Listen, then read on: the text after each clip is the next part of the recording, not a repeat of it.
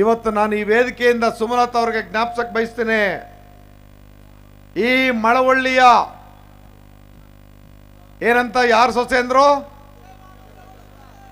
ಮಳವಳ್ಳಿ ಹುಚ್ಚೇಗೌಡರು ಸೊಸೆ ಮಳವಳ್ಳಿ ಸ್ವಾಭಿಮಾನನ ಕಳಿಕೊಡ್ದು ನಿನ್ನ ವಿರೋಧ ಮಾಡಿದಂತ, ಹೀಯಾಳಿಸಂತ, ಅವಮಾನಿಸಂತ ಅವ್ರಿಗೆ ಉತ್ತರ ಕೊಟ್ಟಂತ, ಅತಿ ಹೆಚ್ಚು ಮತ ಕೊಟ್ಟಂತ ನೆಲ ಮಳವಳ್ಳಿ.